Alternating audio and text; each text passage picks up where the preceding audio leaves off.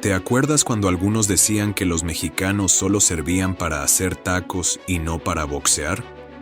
Pues varios bocones se tragaron ese chiste, con guante y todo.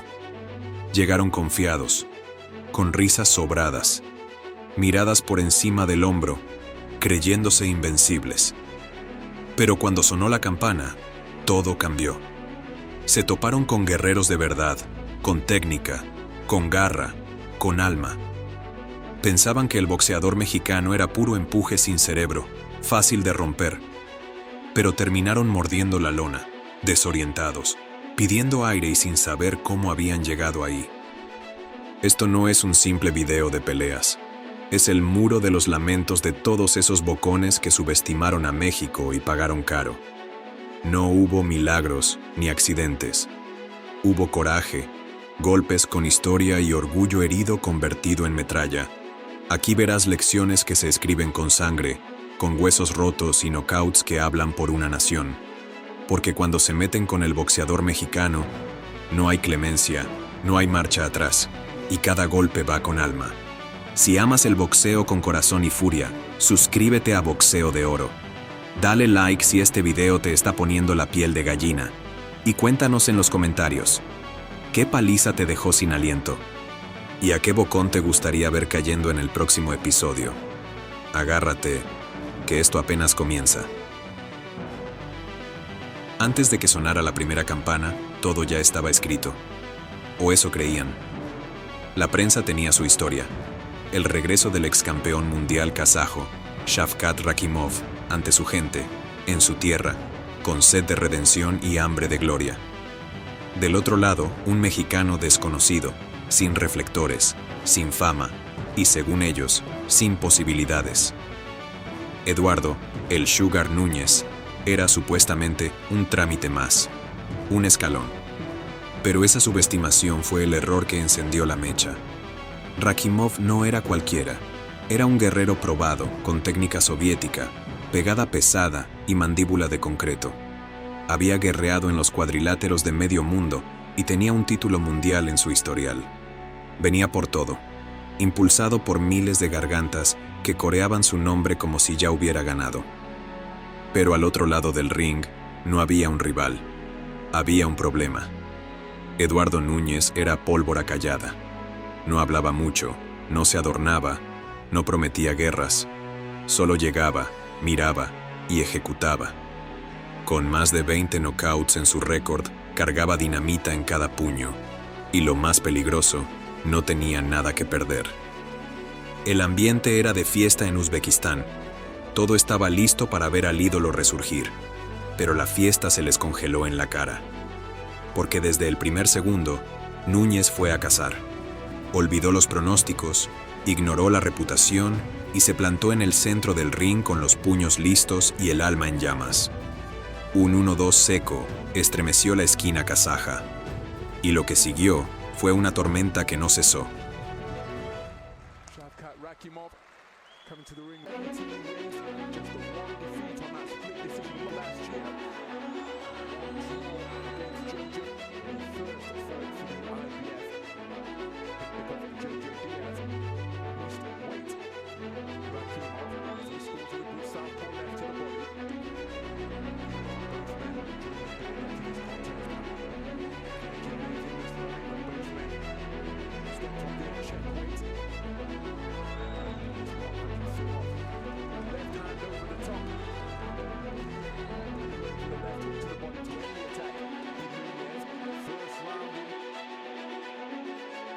En el segundo round, el kazajo intentó contener la furia. Movía cintura, giraba, trataba de marcar distancia con su jab, pero Núñez se le metía como sombra, lo tocaba abajo y lo remataba arriba, hasta que soltó la derecha y explotó el mundo. Un bombazo al mentón dejó a Rakimov desparramado en la lona, con la mirada hueca y las piernas traicionándolo. Trató de levantarse, pero ya no era el mismo.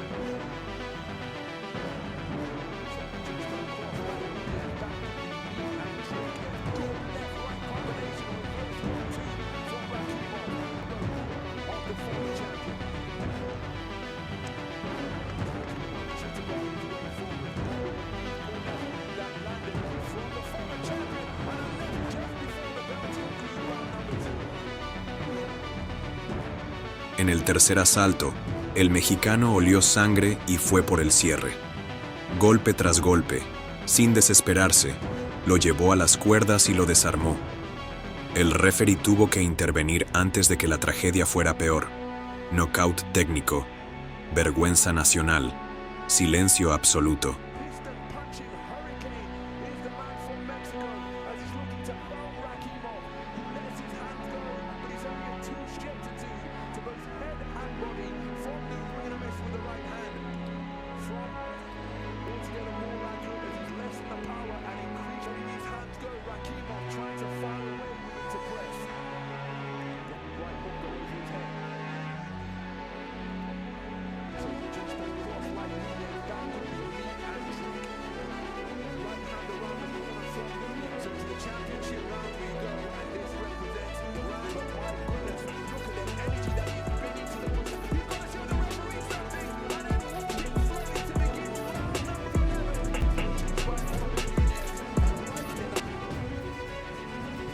La arena que minutos antes era un volcán, ahora parecía un cementerio.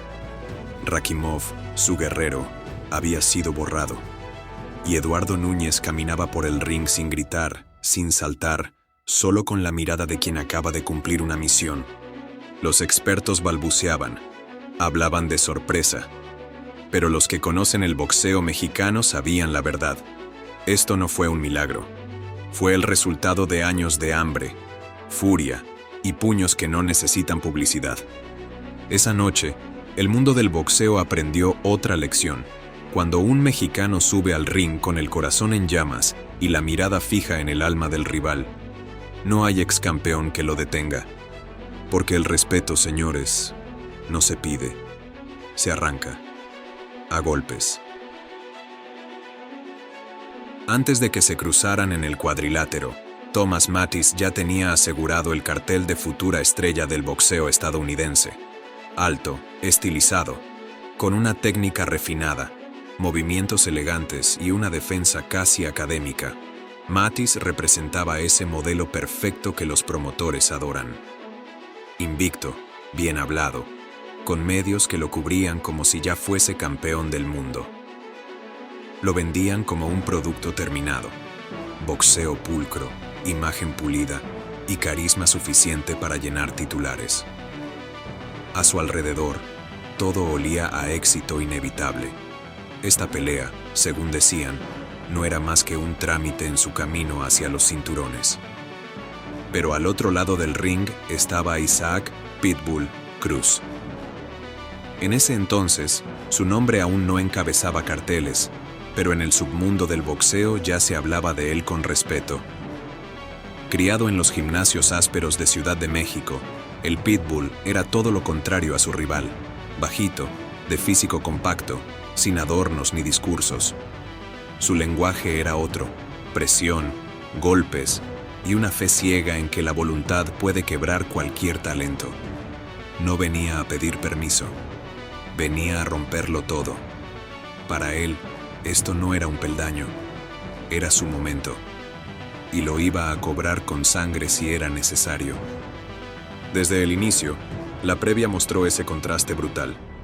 Mattis tenía cámaras, elogios y apuestas a su favor. Cruz tenía hambre. Mientras uno llegaba rodeado de luces, el otro subía con los nudillos endurecidos por el sacrificio. Y lo que parecía una plataforma para consolidar a un prospecto, se transformó en una lección dolorosa para quien creyó que el boxeo se gana con estilo, y no con guerra. Mattis entró confiado. Su caminar era elegante, seguro, casi ensayado. Pero esa seguridad duró lo que tarda en sonar la campana, porque en la otra esquina, Isaac Cruz ya estaba listo para morder. Y cuando el pitbull muerde, no suelta. Desde el primer segundo, el mexicano lo acorraló como un lobo encendido. Avanzaba con el mentón bajo, el torso inclinado hacia adelante, y una mirada que decía todo: vine por ti. Mattis intentó marcar territorio con su jab, pero Cruz era un fantasma agresivo que se le metía en el pecho. En menos de un minuto, ya lo tenía retrocediendo. Era una presión asfixiante. Lo golpeaba al cuerpo, a las costillas, los zarandeaba con ganchos que sonaban secos, crudos. Mathys, por primera vez, parecía incómodo. Respiraba con la boca abierta. La noche apenas empezaba y ya se sentía larga. Pro experiences. That's the problem. Main event of the evening, and as you point out, Steve, there's no Sikh show or something tonight, especially in comparison to other shows. The uppercut there is early. Right. This fight. Walk to Mathys. Yeah, he's close to distance. Cruz's size is a little guy. Good body work again by Cruz.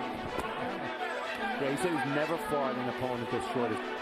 Mathys is being too tentative. Look, he has the bronze medal in the USA.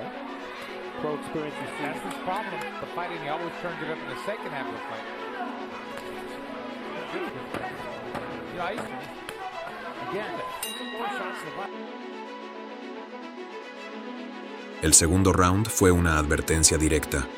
Esto no era boxeo de salón. Era un callejón sin salida. Mathys giraba, intentaba salir con pasos laterales, pero Cruz le cerraba las rutas como un cazador que anticipa cada huida. A cada paso en falso recibía una embestida. Cruzados en la mandíbula, ganchos al hígado, uppercuts lanzados con rabia. Su defensa, que en teoría era uno de sus puntos fuertes, se hacía trizas ante la insistencia del mexicano. No podía respirar, y mucho menos imponer su ritmo. As advertised. 27 to 3. So. Putting that pressure, turning it up. I didn't question about it. I didn't really think that he was very well in the first round. We'll see what he does. His elbow is up the teeth. Exactly. I've got no reference from the teeth so far. Yeah, as I say that. Yeah.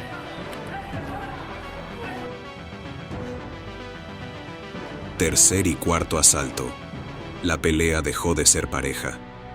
Cruz lo transformó en una paliza sostenida. Lo llevó contra las cuerdas una y otra vez, como si tuviera un imán. Y ahí lo molía. No había descanso, no había pausa. Cada intento de reacción de Mathys era contestado con violencia. El pitbull parecía un motor sin freno, lanzando combinaciones a dos manos con una cadencia aterradora. El público empezó a cambiar de tono. Ya no era expectativa, era asombro. La esquina de Mathys se quebraba por dentro. Le pedían calma, movilidad, inteligencia, pero sus piernas ya no obedecían. Su rostro se inflamaba con cada golpe. Su guardia bajaba sin querer.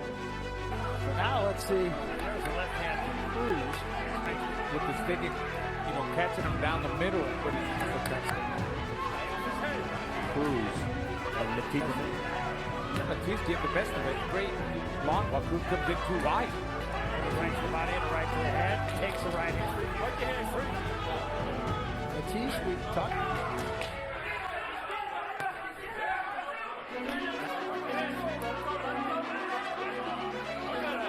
Will the pressure mount? Moving right as well as left. Yep. So Cruz, even a little bit. That would make a huge difference. Yeah. There's a body shot and an uppercut from Cruz.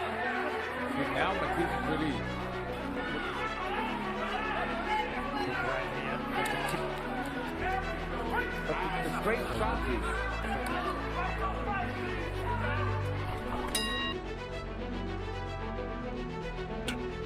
En el quinto round, Cruz le conectó una secuencia brutal.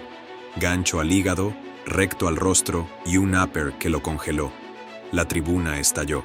El invicto estaba siendo arrastrado por el lodo, sin respuestas, sin alma. 100% back yet. Good right hand on the bottom. Mathys into the ropes. In the end, they're going to give the decision to Zora Missouri. Yeah, Gavin.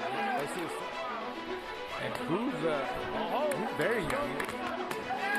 That's a back end. Cruz fall in. That's the problem. I think we'll see a subtle change in this round. Good left hand from Mathys. You see? Only one of those shots got there. Nice uppercut that time by Cruz. Cruz says head cover up and get out of this round. Yeah, maybe keep them there. There was a right hand by Matisse. A lot of guys was exactly right. Each, and it'll be a very close fight. Los últimos asaltos fueron un suplicio. Mathys sobrevivía, pero sin argumentos. Solo existía para resistir. Cruz, en cambio, mantenía el mismo ritmo del inicio, como si no hubiera pasado el tiempo. Nunca bajó la guardia, nunca frenó la presión. No era solo boxear, era imponente, castigar, dominar. Cuando sonó la última campana, Mathys se dejó caer en su rincón como si le hubieran arrancado el alma. No hubo celebración, solo silencio. El juez dio decisión mayoritaria, pero el resultado real ya estaba escrito en el rostro de Mathys. Inflamado, triste, irreconocible. Su invicto quedó sepultado. Raul made the point earlier. It's not always easy to hit yourself. I didn't score it that way, but you can make a little blood from the nose. Can't get that respect from Cruz. Look at it. Two body shots. There's a left hand from Cruz. Maybe not so quick.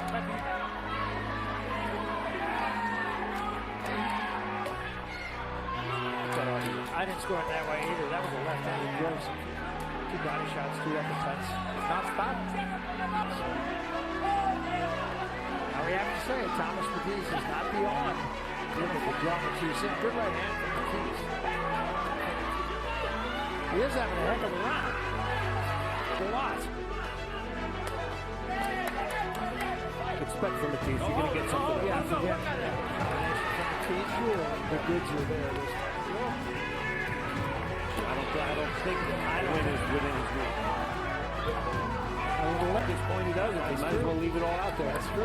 Cruz can... Hey, pick him up. Say what you want about Matisse. He's always shown hard on show. 10 seconds. Su imagen de futura estrella desmoronada entre las cuerdas y su confianza hecha pedazos bajo cada embestida del mexicano. Cuando escuchó el veredicto, apenas pudo levantar la vista. Ya lo sabía, no era solo una derrota, era una pesadilla que lo iba a seguir por mucho tiempo. El público, en cambio, sí supo a quién aplaudir. La ovación fue para el hombre que no llegó a lucirse, sino a imponer. Para Isaac Pitbull Cruz, que bajó del ring sabiendo que había reescrito su destino. No con palabras, ni con publicidad. A puro golpe, a puro corazón. Esa noche, Mathys descubrió que el boxeo no es un concurso de técnica, es una guerra de voluntades. Y en las guerras, los mexicanos no se quiebran, devastan. Antes de que sonara la campana, esta pelea ya venía cargada de historia. Mark Breland no era cualquier prospecto. Medalla de oro en Los Ángeles 84, el amateur más brillante de su generación y campeón mundial welter de la AMB. Su figura era perfecta para la televisión, alto, flaco, elegante, con un jab que parecía una lanza y una defensa tan limpia que parecía coreografiada. La prensa lo vendía como el nuevo Sugar Ray Leonard, con esa mezcla de carisma, técnica y superioridad moral que tanto encanta en el boxeo estadounidense. Invicto, apadrinado por las grandes cadenas, lo habían diseñado para brillar. Un campeón hecho en laboratorio. En la otra esquina, Jorge Vaca. Sin medallas olímpicas, sin contratos multimillonarios ni campañas publicitarias. Mexicano hasta la médula. Aguerrido, curtido a golpes, con más rounds en arenas polvosas que entrevistas en la televisión. Su estilo no era vistoso, pero sí efectivo. Caminar hacia adelante, aguantar lo que haya que aguantar y golpear con el alma. Nadie lo veía como un problema real. Para muchos era un nombre más en el camino de Breland, un obstáculo de rutina. Pero Vaca tenía claro que esa noche no había margen para respetos ni postales. Si lo iban a ignorar, que fuera después de ganar. Desde el primer round, Breland impuso su estilo. Jab largo, movimientos medidos, elegancia de salón. Parecía estar haciendo sparring de lujo. Vaca aguantaba, lo estudiaba, comía algunos golpes mientras cortaba el ring con paciencia de verdugo. Sabía que no podía ganarle con estética, pero también sabía que el cuerpo no resiste la presión constante.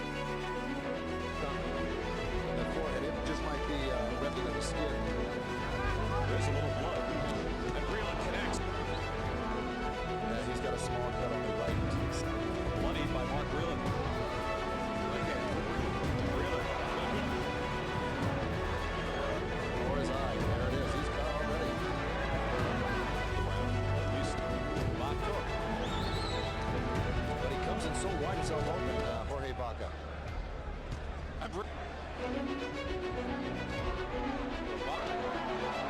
Breland goes in. Vaca impressed with that jab. Two weapon points. Vaca should have right uppercut moments ago. Breland goes to work. Y en el sexto, la pelea cambió.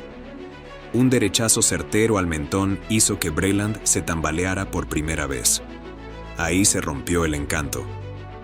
A partir del séptimo, Vaca olió sangre como tiburón hambriento. No se desbocó, no perdió la cabeza. Todo lo contrario, mantuvo la presión con inteligencia, golpeando al cuerpo, robándole el aire, el alma y la confianza. Breland ya no lucía elegante, sino tenso. Su jab, antes afilado, se volvió defensivo. Sus piernas, antes ágiles, empezaron a arrastrarse.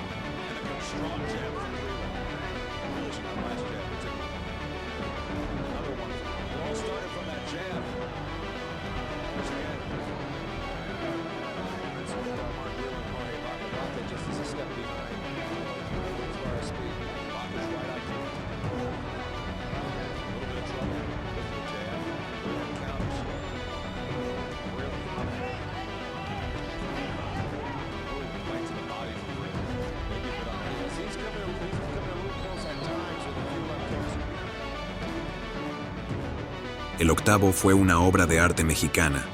Presión medida, combinaciones al cuerpo, ganchos al hígado que sonaban a castigo bíblico. Breland retrocedía, parpadeaba, buscaba oxígeno. Ya no lideraba la pelea, sobrevivía.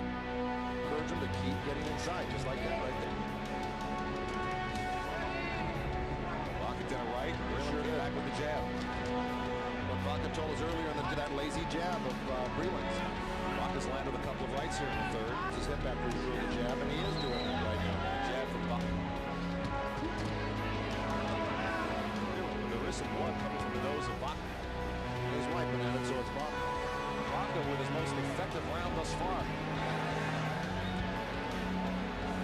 His best shots early on stood up to him, and he's got a little bit. That left hook connected. Vaca coming on strong here in the third. Down on the head of Jorge Vaca, then hitting him. Aiming for it. There goes Vaca turning south to the jab. Final seconds of the third round. En el noveno round, el aura de invencibilidad del estadounidense estaba hecha trizas.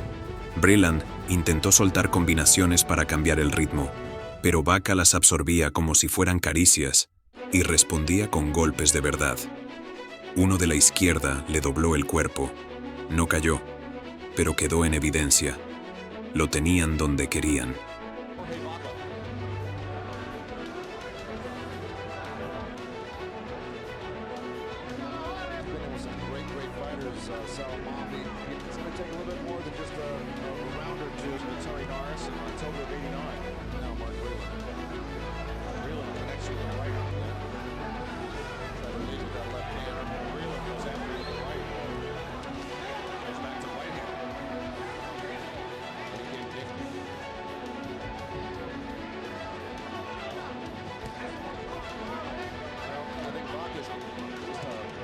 Trace of blood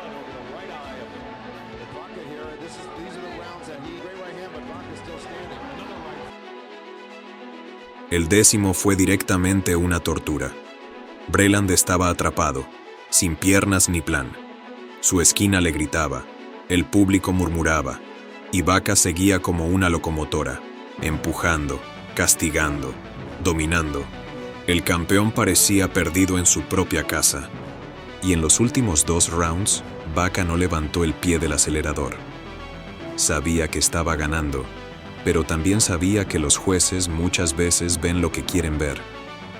Por eso cerró fuerte, con combinaciones contundentes que no buscaban derribar, sino sentenciar. Al final del 12º, Breland seguía de pie, pero el que estaba completo era Vaca.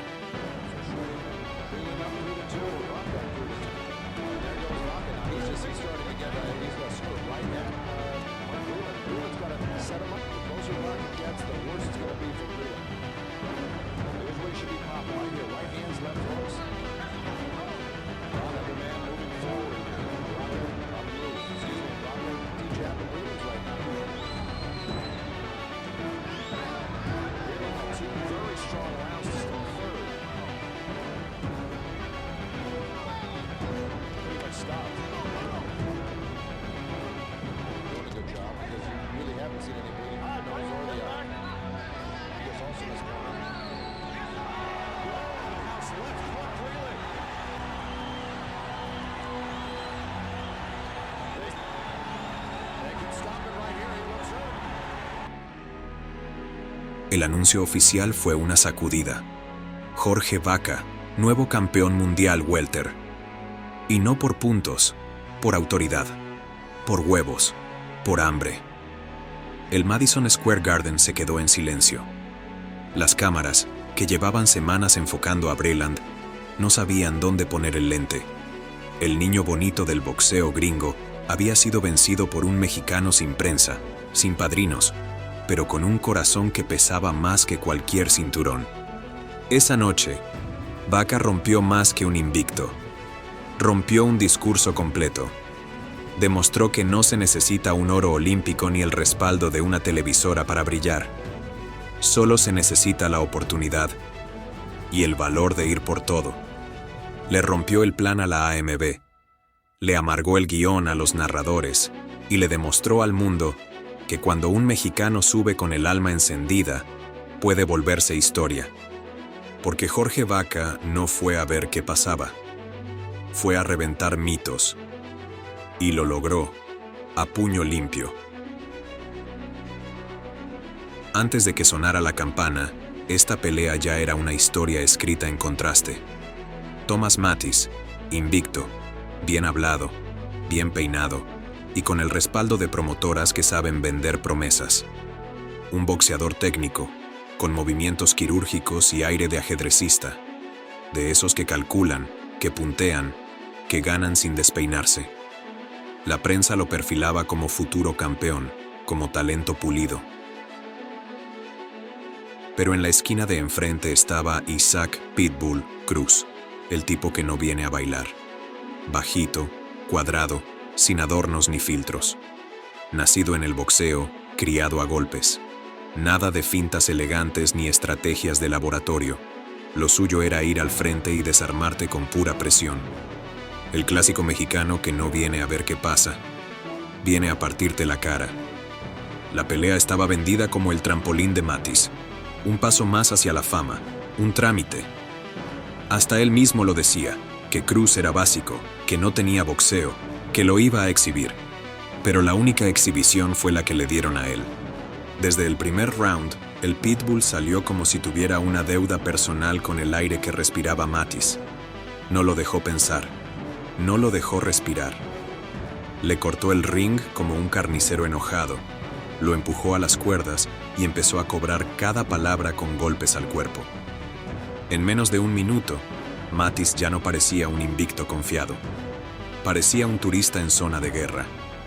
En el segundo, Cruz lo empezó a demoler con ganchos cortos, con esos golpes que no suenan como explosiones, pero que quiebran por dentro. Mathis trataba de usar el jab, de girar, de ser elegante, pero no había espacio. Pitbull lo perseguía como si no hubiera mañana, como si cada golpe fuera el último. Pro experiences. That's his problem. Main event of the evening, and as you point out, Steve, there's no Sikh show or something tonight, especially in comparison to other shows. And the uppercut there is early.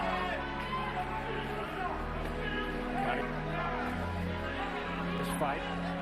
Walk to Matisse. Yeah, close to distance. Cruz's size is a little guy. Good body work again by Cruz. Yeah, he said he's never fought an opponent this short. Matisse is being tentative. Look, has the bronze medal in the USA. Pro experience. That's his problem. The fighting, he almost turned it up in the second half of the fight. You know, again, 4 shots to the body. El tercero fue un suplicio. Un uppercut le dobló las rodillas, y el estadounidense ya no boxeaba, sobrevivía. Se agarraba, se tambaleaba, pero no encontraba respuestas. Su esquina gritaba, pero él ya no escuchaba. En el clinch también salía perdiendo, tragando golpes que llegaban como castigos, no como combinaciones. El cuarto asalto fue directamente una película de horror. El rostro de Matisse empezaba a parecerse más a una advertencia que a una promesa. Hinchado, desencajado, desarmado. Su invicto se escurría entre sudor y sangre. Su plan de pelea ya no existía. Su seguridad tampoco. Para el quinto, apenas se sostenía. No tiraba golpes, lanzaba súplicas. Y en el sexto, lo que quedaba de Thomas Matisse ya no era un boxeador. Era un peleador confundido, sin brújula ni orgullo. No cayó, pero se cayó por dentro. Se le rompió el personaje, se le...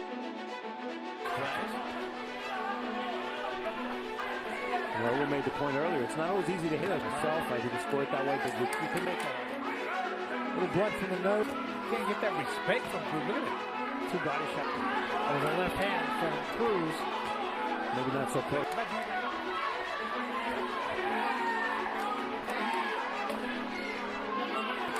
I didn't score it that way either. That was a left-handed blows. 2 body shots, 2 uppercuts.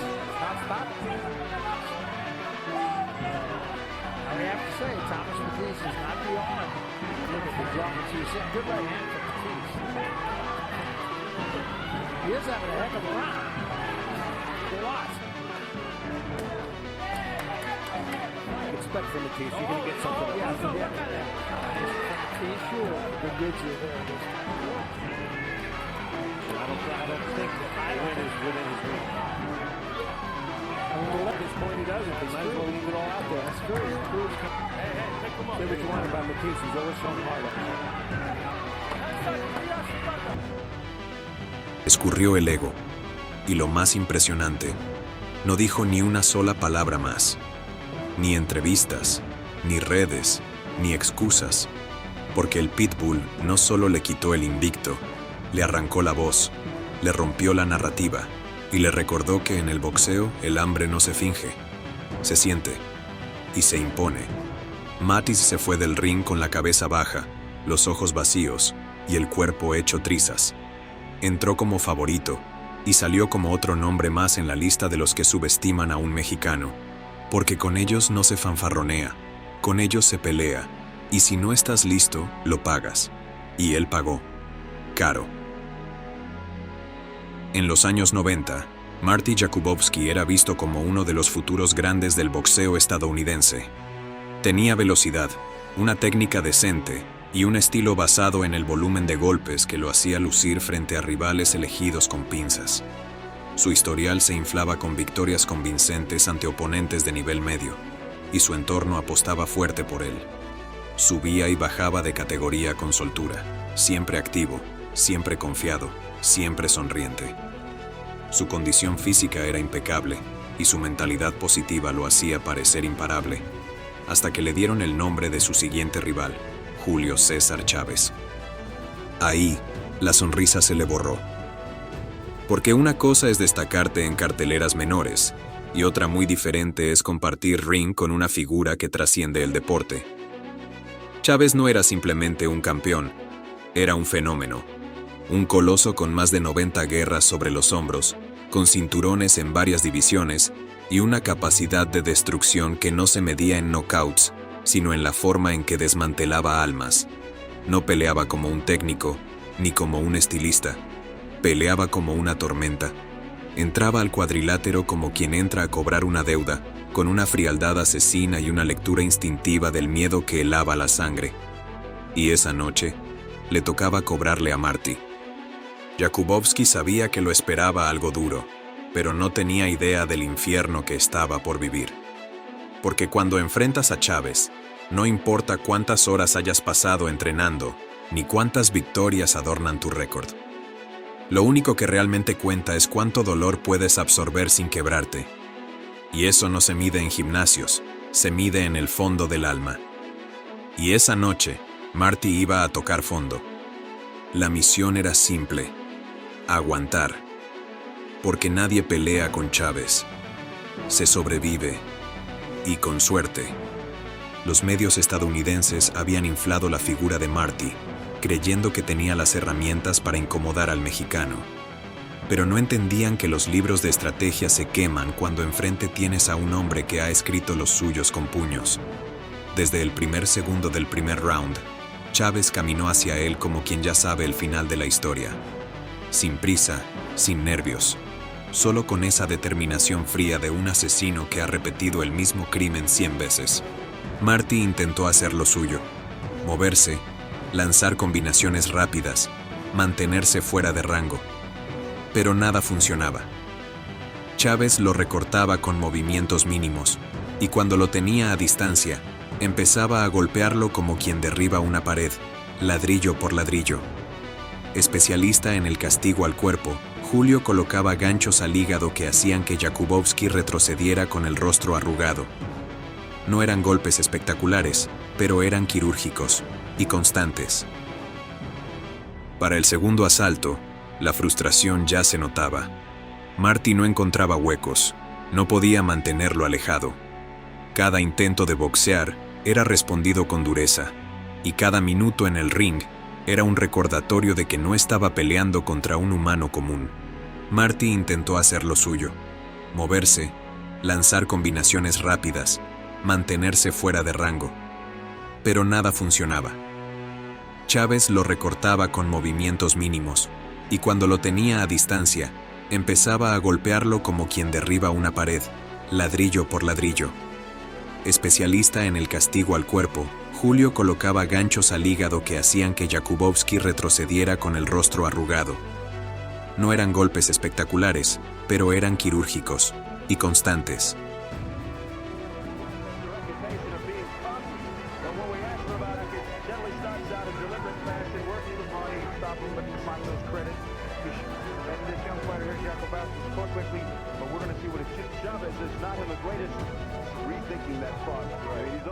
He's got a bad back, he's got a bad knee, he's got maybe one of the longest career boxing.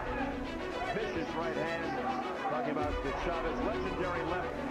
And prior to the stabbing, he had run up 9 straight wins in between fights at Teneto. And, you know, in talking with him yesterday of what's coming, and Jakubowski is the greatest good scoring jab, and a little movement, defense is stronger and better as the fight goes on.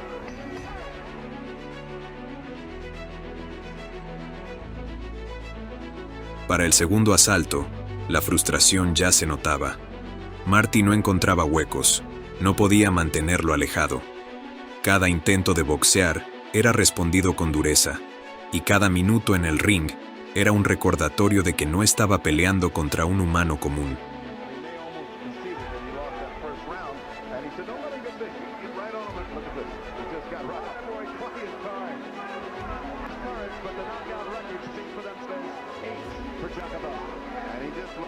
Chavez will cross to the right in a minute. I don't think that Jakubowski's ever been exposed to his shoulder. Hitting the gloves of Chavez.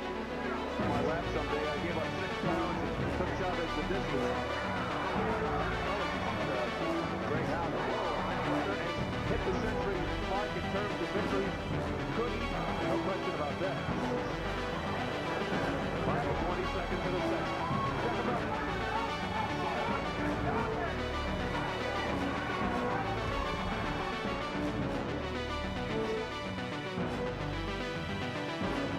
En el tercero, Chávez subió la presión.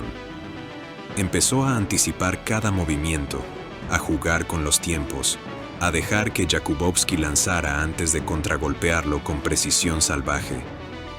Del cuarto al sexto, la dinámica se convirtió en un bucle sin salida. Marty huía, Chávez lo perseguía. Ganchos al cuerpo, uppercuts a la barbilla, presión mental. No era solo castigo físico, era desgaste emocional. El público lo notaba. Ya no estaban viendo una pelea, estaban viendo una ejecución a fuego lento.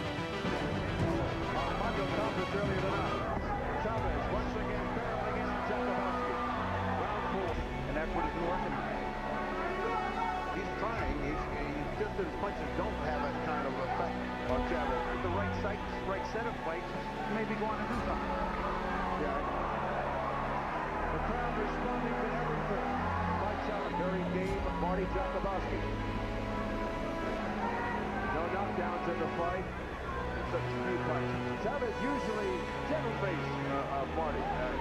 And it's just all red. It's amazing how much damage he does to the facial tissue.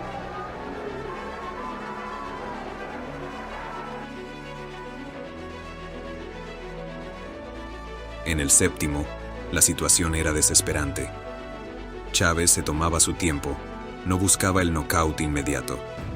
Prefería hacerle sufrir. A veces lo dejaba respirar solo para que creyera que el castigo había terminado. Y entonces volvía con más crueldad.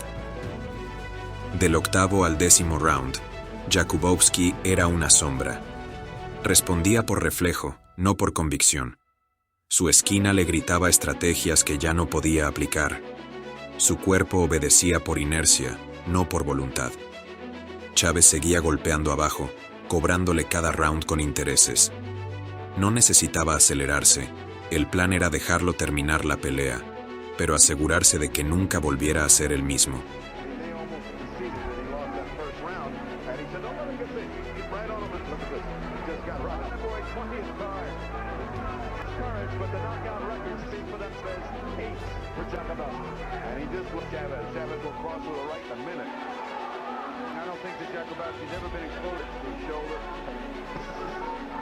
Hitting the gloves of Chavez.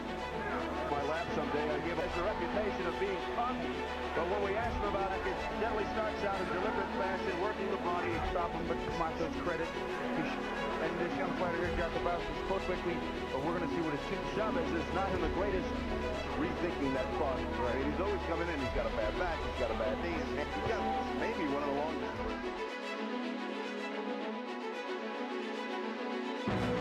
En los últimos 2 asaltos, Chávez lo llevó contra las cuerdas y lo exhibió. Le dio golpes justos, calculados, medidos. No buscaba destruirlo de un solo impacto.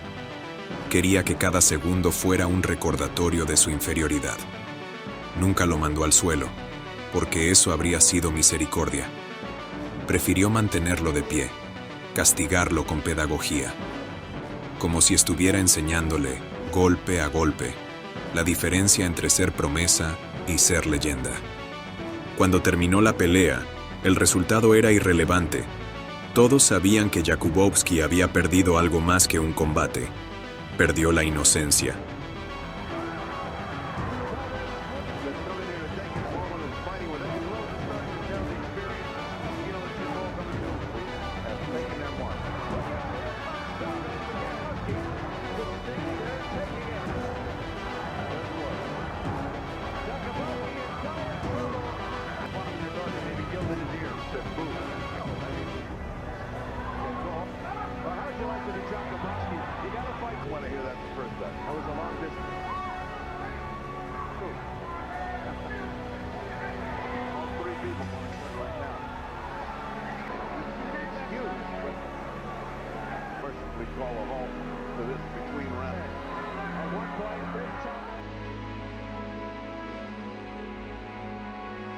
Perdió la idea de que con cardio y confianza se puede sobrevivir a un monstruo. Chávez no lo venció con fuerza.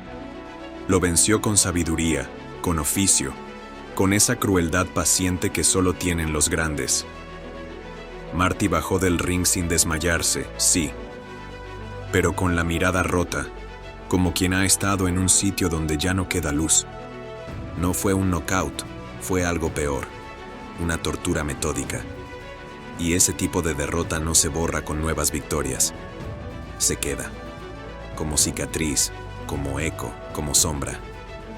Y Julio apenas sudó.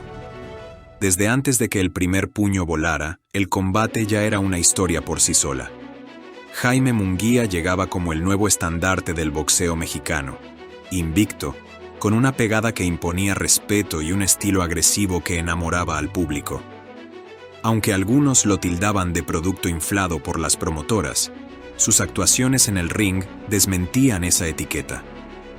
Con un título mundial en su historial y subiendo de categoría en busca de mayores retos, esta pelea representaba algo más que un simple trámite.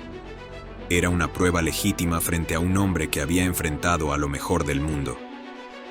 En la esquina contraria, Gabriel Rosado, el veterano de Filadelfia con sangre puertorriqueña, no era un simple nombre más en el cartel. Conocido por su temple, su disposición a enfrentar a cualquiera, y por su fama de verdugo de mexicanos, Rosado había construido su reputación a fuerza de batallas duras. Su más reciente knockout ante Bektemir Melikuziev le había devuelto algo del brillo perdido y llegaba con la actitud de quien siente que puede, una vez más, arruinarle la fiesta a otro joven mexicano. En la previa, Rosado no escatimó en palabras. Cuestionó la calidad real de Munguía, su temple y hasta la esencia de su carrera. Dijo que le enseñaría lo que era el boxeo de verdad y que el respeto no se regala. Munguía, sin entrar en el juego verbal, respondió con la calma de quien prefiere hablar con los guantes. Se limitó a sonreír y a prometer que la respuesta llegaría cuando sonara la campana.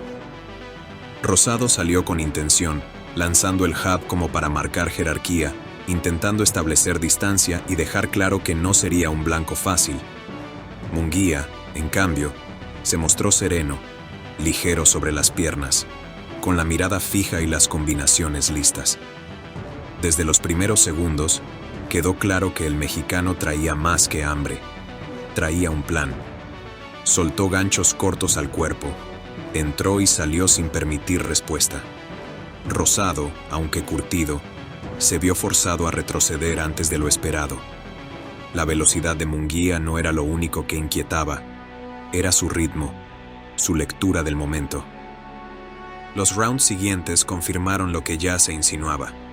Munguía no solo conectaba, estaba dictando el tempo. Entraba, descargaba con potencia, salía sin recibir castigo. Comenzó a trabajar con insistencia el gancho al hígado, y cada impacto arrancaba reacciones del público. Rosado intentó plantarse, buscó el uppercut para frenar el ímpetu del mexicano, pero cada intento encontraba respuesta. El ring, sin que nadie lo notara de golpe, había dejado de ser suyo. Munguía lo había reclamado sin aspavientos, con puro boxeo.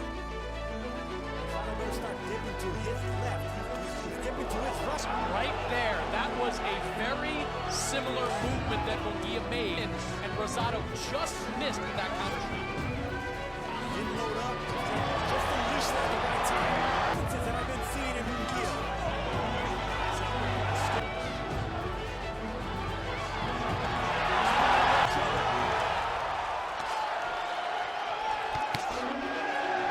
Rosado planting his feet, not backing up as he's landing. That needs to get Munguía tired. Many corners with some really good fighters. Let the war begin, got it right there. Doubling and tripling up on that.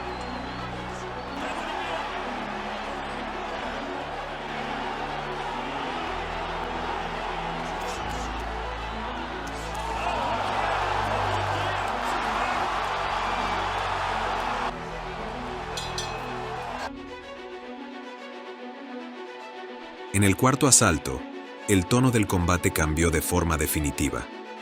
Munguía se instaló en el centro del cuadrilátero y comenzó a lanzar ráfagas largas, de 5, 6 golpes, desde todos los ángulos. Rosado resistía, pero ya no atacaba con intención. Esperaba una ventana, una rendija para responder con contundencia, pero esa oportunidad nunca llegó. Munguía no le daba respiro. Cambiaba de guardia, cortaba los ángulos, avanzaba sin desesperarse. Parecía estar disfrutando el momento, como si hubiera descifrado un código que Rosado ni siquiera sabía que existía. A medida que la pelea entraba en los rounds de campeonato, el rostro de Rosado empezaba a hablar por él. Hinchado, sangrante, con la mirada vacía, sus gestos ya no transmitían amenaza, sino resignación. Munguía, mientras tanto, seguía en lo suyo. Atacaba al cuerpo con precisión, luego subía al rostro con rectos demoledores. No buscaba la definición con desesperación. Sabía que el control ya era suyo y lo administraba con una madurez inesperada para su edad. Cada intento aislado de Rosado era respondido con combinaciones limpias, dolorosas, pedagógicas.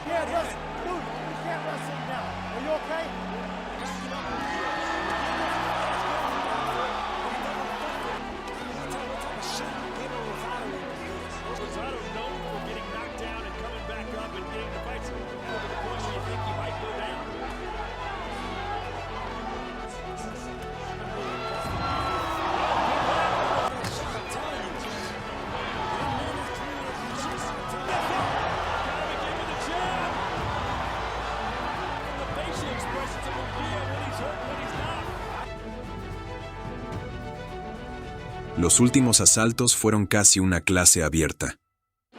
El público ya no pedía knockout, pedía que no fuera peor. Rosado, con orgullo herido, seguía lanzando algunos golpes, más por orgullo que por esperanza. Munguía respondía con ráfagas que lo desordenaban aún más, como si le recordara a cada instante que estaba superado. El número final de golpes conectados pasó de los 300. Una avalancha imparable, no por su fuerza bruta, sino por su constancia, su ritmo, su intención de desmontar pieza por pieza la narrativa que Rosado había construido. Y lo más impresionante fue cómo lo hizo. Munguía no necesitó rabia ni dramatismo. No fue por el knockout como quien quiere aplastar, sino que prefirió el desarme total. Lo llevó hasta el límite, sin cruzarlo. Lo castigó con precisión, con ritmo, con técnica. Fue una lección elegante, pero implacable. Una demostración de que el respeto no se exige con entrevistas, sino con dominio total del ring. Y ese respeto, esa noche, se ganó con cada segundo de superioridad.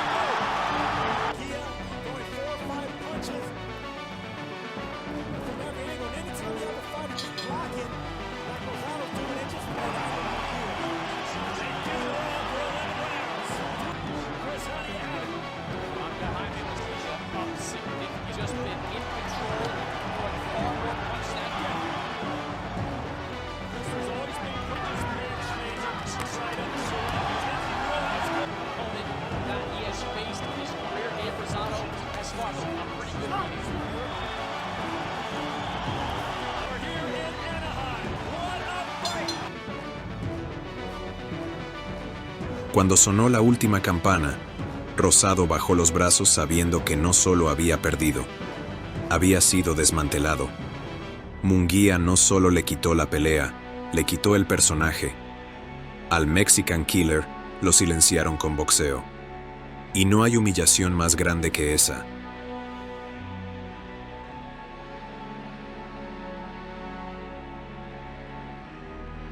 Esa noche, sobre el cuadrilátero, se enfrentaban dos ideas del boxeo. De un lado, José Pedraza, el sniper de Puerto Rico, invicto, técnico, fino, con ese estilo olímpico que confía en el control, la distancia y la estrategia. Representaba el boxeo bonito, el que busca tocar sin ser tocado, el que se forja con disciplina y método. Muchos ya lo veían como el nuevo ídolo boricua, el heredero silencioso de una estirpe que va de Benítez a Cotto. Había elegancia en su andar, serenidad en su mirada, como si la inteligencia fuera suficiente para frenar el caos. Y del otro lado, Gervonta Davis. Aún no era el tank que ahora llena estadios, pero ya olía a pólvora. Llegaba como una amenaza sin filtro, criado en la calle, entrenado por Mayweather, moldeado entre gimnasio y sobrevivencia. Su rostro decía poco, pero cada paso tenía intención. Lo que pocos sabían entonces es que, detrás del fuego, había estructura, que lo habían pulido al estilo mexicano, como quien prepara a un toro con técnica de torero. Le enseñaron a cortar el ring, a castigar el cuerpo, a caminar con presión. Le metieron la ciencia del castigo. Y esa noche la soltó toda. Desde el primer segundo, Davis tomó el centro del ring. No vino a estudiar ni a tantear. Vino a enseñar. Le cerró el paso a Pedraza con una precisión que no se aprende solo en Baltimore. Cada intento de movimiento lateral del boricua encontraba una muralla, un gancho abajo, un cruzado arriba. Pedraza trataba de boxear, pero el ring se encogía con cada paso de Gervonta.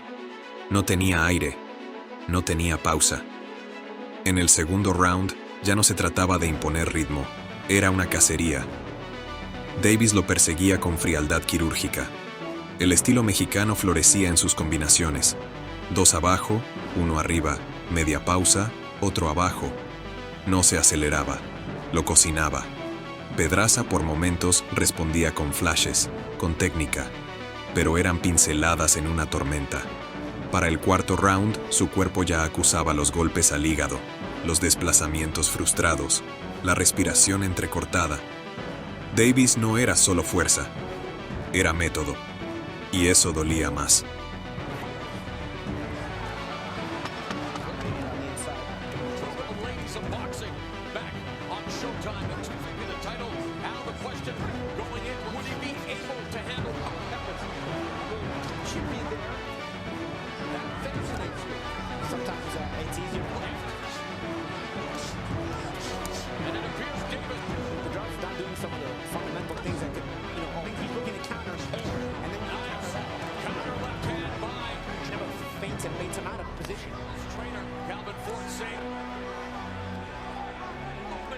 You see, they were defensive moves. If you Overhand left scored by Davis.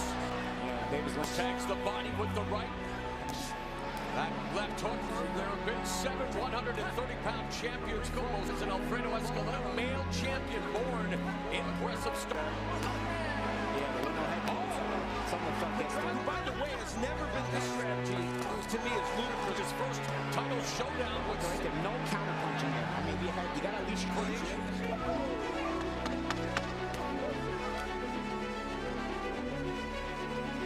En el quinto y el sexto ya no había pelea, solo resistencia. Pedraza no buscaba ganar, solo llegar vivo al siguiente minuto. Pero hasta eso se volvió inalcanzable. Davis lo tenía contra las cuerdas, literalmente y en el alma. Cada clinch era una confesión, cada mirada al reloj un pedido de clemencia. Y entonces vino el séptimo. Un gancho de izquierda, letal, sin advertencia, sin preparación. Lo dobló en seco. Y cuando intentó parpadear, ya le venía a la derecha, como una sentencia. Pedraza cayó como se cae una estatua que ha perdido su base. No tambaleó. Se desplomó. En Puerto Rico se hizo un silencio raro, no de preocupación, de desconcierto. Como cuando descubres que el truco de magia era solo una ilusión. Gervonta Davis no solo había noqueado a un invicto, lo había desnudado. strategy, Paul. Pedraza by Davis. And a left side. Oh, the body shot. And in from Gervonta Davis. Look how tight he's holding that right. So Pedraza tasting the power of Gervonta Davis here. So Pedraza looking to buy some time. And yet look at Gervonta showing composure. Team off on Pedraza. Less than first. That has Davis hurting. He's starting to open up now.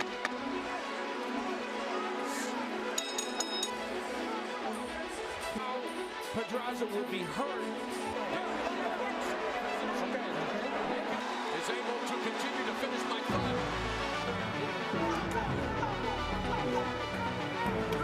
Make like you're in the doctor's office when you're checking a fighter.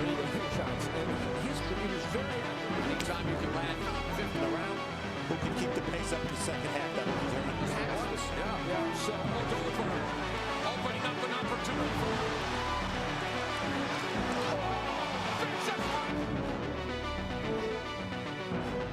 Le arrancó la narrativa, lo despojó del aura. Lo bajó del pedestal con una violencia elegante. Y no necesitó show. Solo boxeo. Esa noche, Davis cambió de categoría espiritual. Dejó de ser promesa y se convirtió en predicador. Y su sermón fue claro. El estilo también puede tener colmillos. Su técnica no venía de Harvard, pero sí de la vieja escuela mexicana, la que enseña con dolor y se expresa con los puños. No celebró. Solo bajó los guantes, miró a su esquina y respiró, como si supiera que había hecho exactamente lo que vino a hacer. Porque esa noche, el chico de Baltimore no solo habló boxeo, lo habló en español, con acento de Tijuana. Ricardo Mayorga y Fernando Vargas llegaron a ese combate con el corazón cargado y la historia personal hecha pedazos. No era solo una pelea, era el clímax de una enemistad construida a base de insultos, heridas pasadas y mucho, pero mucho orgullo. Mayorga, el nicaragüense famoso por tener la lengua más rápida que sus propios puños, no solo peleaba en el ring, también golpeaba desde los micrófonos. Campeón mundial en 2 divisiones, su estilo era puro caos, salvaje, impulsivo, brutal.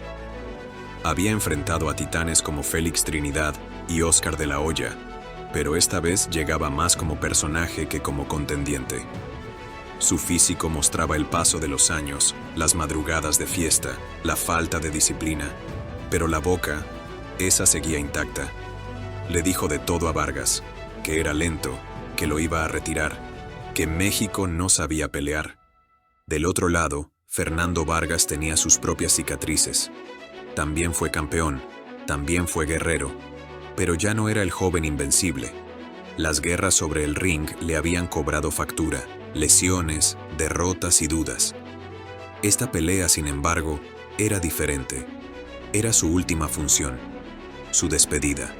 No quería solo ganar, quería terminar con dignidad y silenciar a Mayorga.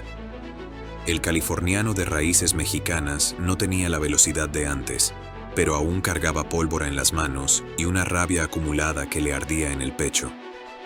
En las previas, respondió con furia, con mirada firme, asegurando que no dejaría que un payaso manchara su legado.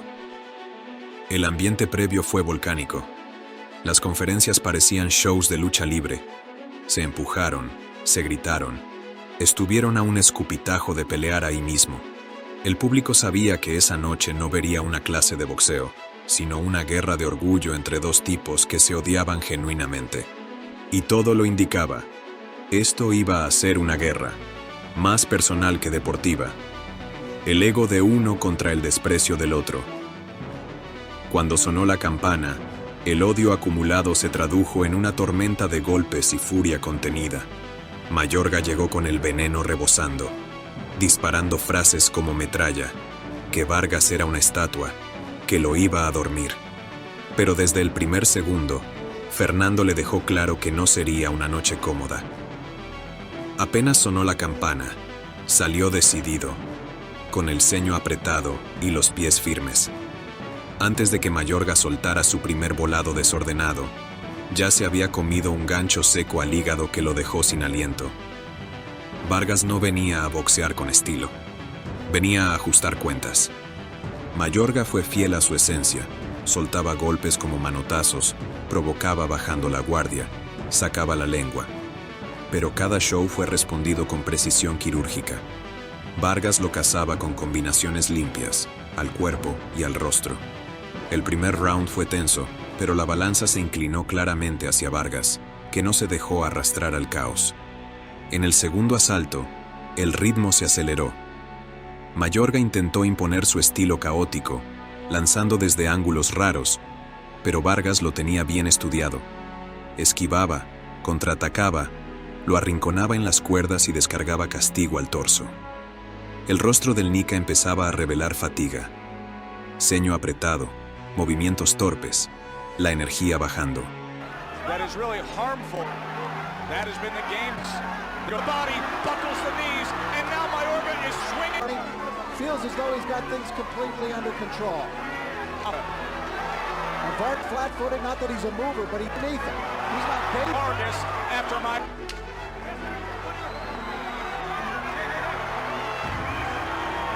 Mountain two.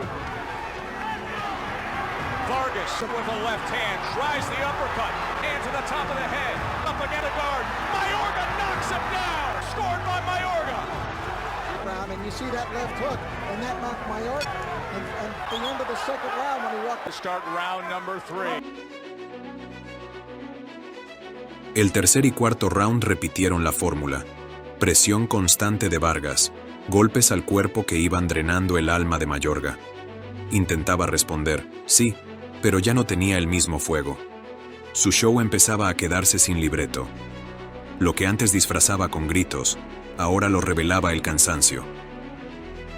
Aquello parecía más una pelea de barrio que un combate profesional. Golpes bajos, empujones, miradas que quemaban. Pero en medio del caos, Vargas fue quien se impuso. No con bocas, sino con manos. No con show, sino con técnica. Redujo a Mayorga a una sombra, a un eco de lo que alguna vez fue, y lo hizo sin decir una palabra. Mayorga se fue en silencio, y eso, viniendo de él, es un acontecimiento cósmico. No lanzó insultos, no se burló, no hizo su típico teatro. Solo caminó al vestidor con la cabeza gacha, la mandíbula apretada, y sin abrir la boca. Como si entendiera por primera vez que no quedaba nada que decir. Esa pelea no solo le quitó oxígeno y equilibrio, le arrancó el personaje. Porque cuando ya no puedes esconderte detrás de palabras, solo queda el vacío, un silencio que pesa más que cualquier gancho en la lona. El público lo notó. Esa ausencia de ruido fue un eco raro en la arena, porque todos, en el fondo, sabían que acababan de ver algo más que una victoria. Habían presenciado el derrumbe de un mito con lengua venenosa y corazón de piedra. And he raised his hands when he came out. for 11.5 rounds of Fernando Vargas, though. And there were rounds of Fernando Vargas. Back.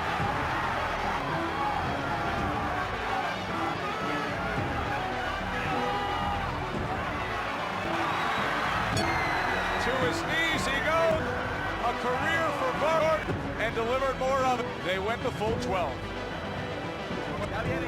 When Eduardo Mayorga had some a knockdown with just seconds. Y aunque se perdió entre las sombras del pasillo, su silencio todavía flotaba sobre el ring. Porque cuando Mayorga se va sin decir nada, es porque algo dentro se rompió. Y esa ruptura, aunque no se vea, siempre deja cicatriz.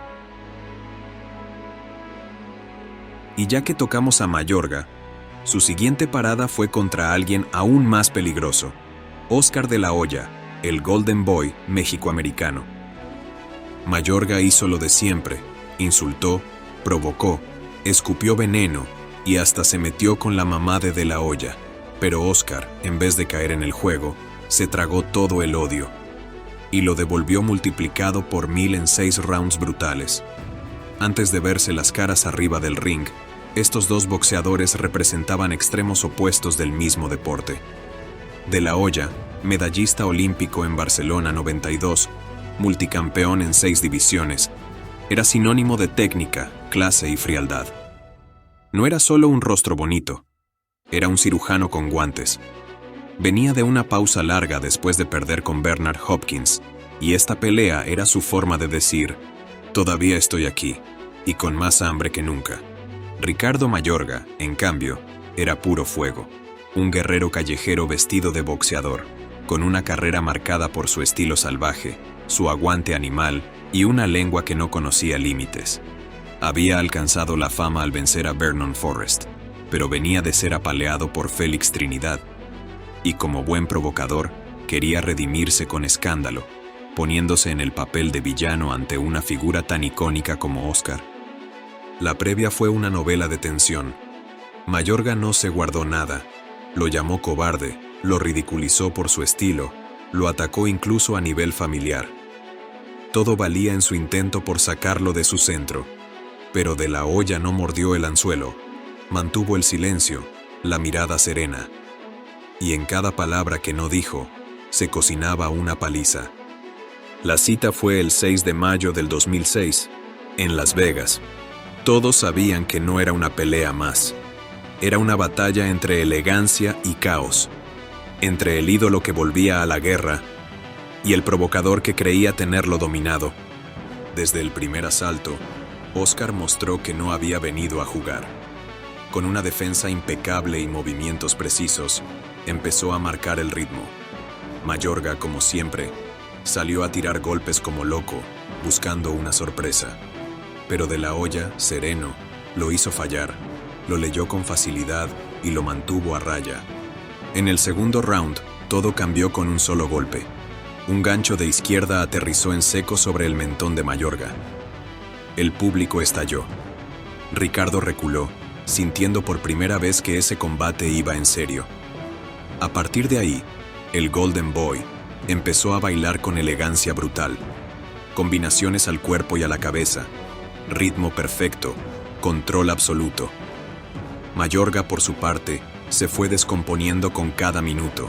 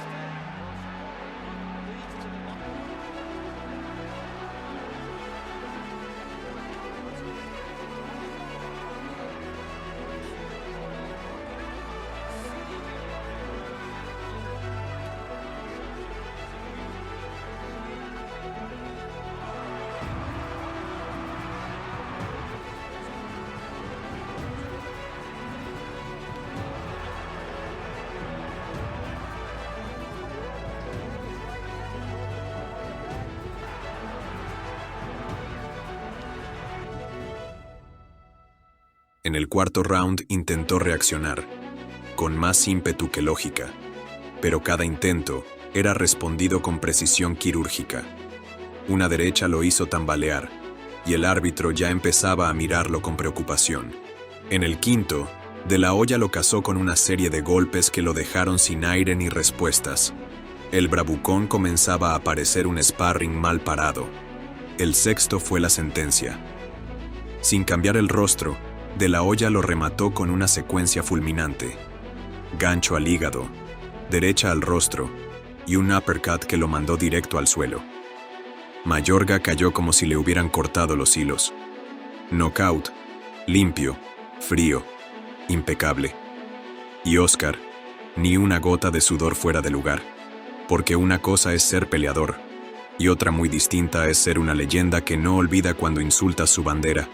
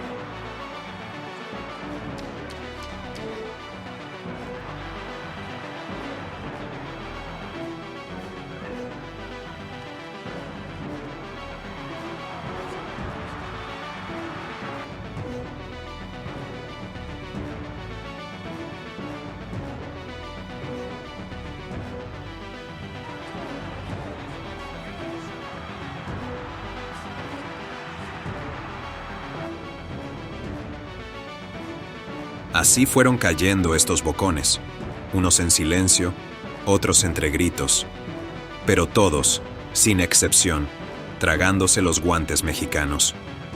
Porque si algo tienen claro los guerreros de México, es que el respeto no se mendiga, se gana a golpes. Cada uno de estos combates fue más que una pelea, fue una lección.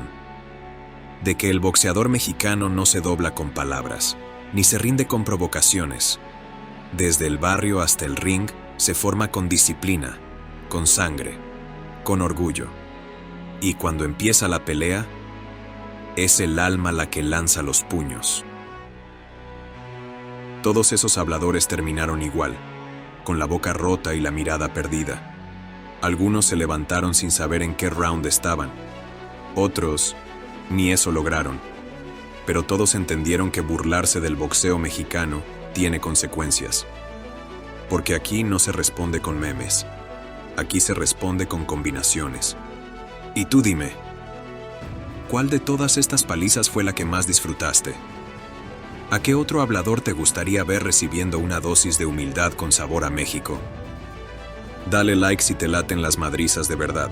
Suscríbete al canal y recuerda, el boxeo no perdona bocones, y México menos.